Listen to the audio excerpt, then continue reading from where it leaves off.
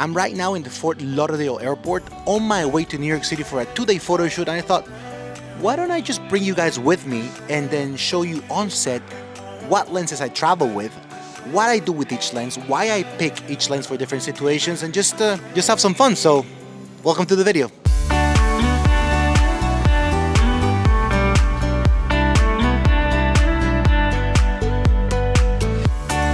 Okay, so there's been a slight change of plans. So the original idea was to shoot in New York City, but since it's a 2-day shoot, we're gonna start day 1 here in New Jersey, and then tomorrow, day 2, we're going to the city. So day 1, we're gonna start with the Sony system, and the lens I'm choosing for today is this 2450 f2.8. Now I know what you guys are gonna think. Everyone talks about the 2470, how the 2470 works for every scenario and should be your first lens.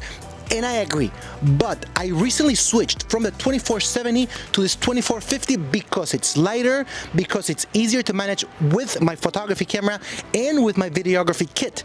So yeah, I'm missing 20 millimeters on the long end, but I'm gonna make it work. So 2450 is the first lens we're using. We started the day at this gorgeous coffee place with some outside shots. I try to keep everything here at 50mm using the f2.8 aperture to give the model a little separation from the background. That's something I did a lot on day 1, but not so much on day 2, you'll see. Inside the coffee place the story was different. The space was tight and we didn't have much room to move around. Here's where the 24mm of the lens came in handy. Even my friend Ruben, who was shooting video, shot at 24mm. Okay, so we're done with the 2450.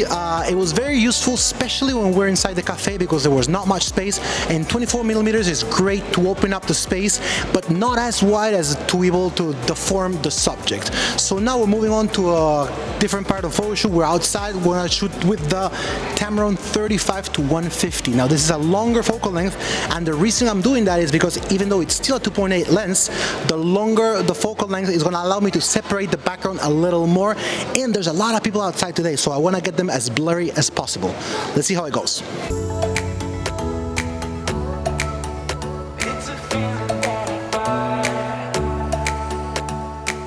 With 150mm, the background becomes almost non-existent. You can still see colors and some stuff, but nothing that will draw your attention away from the subject. That is, of course, if the subject is far enough from the background. If they are right next to it, there will not be much blurriness.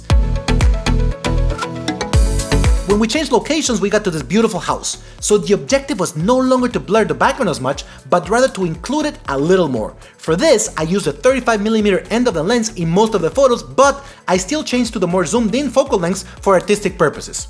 Look at that! We are in New York City. Let's get started. Look at this photographer's messy room. Day 2 of the photo shoot, we are now in New York City, and today I am changing camera systems.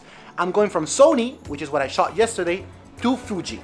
Now the reason I'm doing that is because I love Fuji for street photography, and that's more or less the look we're going for today. Now we gotta remember, since this is a crop sensor camera, we gotta multiply the focal length times 1.5 to get the full frame equivalent.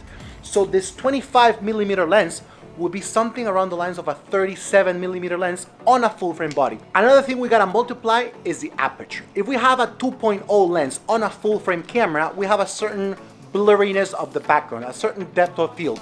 But if we use the same lens on a crop sensor camera, we also gotta multiply the aperture by 1.5 to get the equivalence of the field of the depth of field. If it's a 2.0 lens on a crop sensor camera, you would get the blurriness a 3.0 aperture would give you.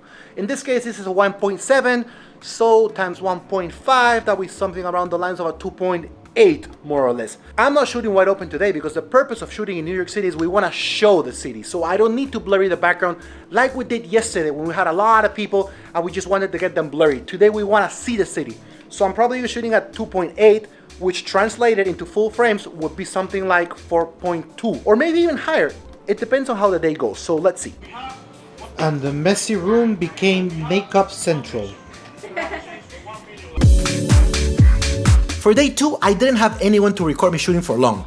Everyone had their own task to do, and moving through the city required us all to be focused mainly on our own thing. So what I'm basically gonna show you here are images we shot all around with this manual 25mm lens. Remember, I'm not using wide aperture here because I also wanna be able to capture the city.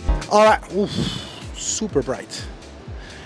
Okay, so things have been going great with the 25mm lens. I got everything I wanted, I included the background, I can see the city, it's all going amazing. but I have been having some issues with the focus because that lens is a manual focus and I have been missing some shots.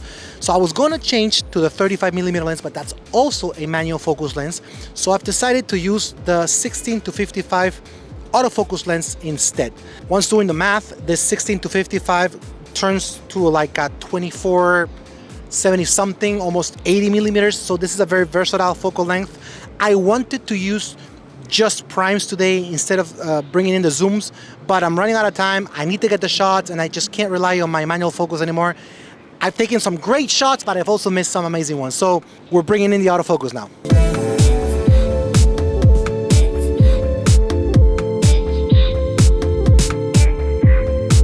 In this part of the video, we're only going to see photos because, as I said, no one could get videos of me working. While we watch these photos taken with the 16-55 lens, let's recall all the lenses I used. On day one, I went for my favorite Sony lenses, the 24-50 and the 35-150. I can go anywhere with those lenses and get pretty much everything done. Yes, they're not the brightest lenses, but they get the job done. On day 2, I changed to the Fuji system and started with the 25mm manual lens, but ended up needing an autofocus lens to save the day. I did also bring a 35mm f/0.95 that I used while walking around on day 3, but those photos were not part of the photo shoot. They're just images I took for fun while walking around before it was time to leave. So tell me, what are your favorite lenses to shoot with? Leave a comment and share with us. See you in the next one.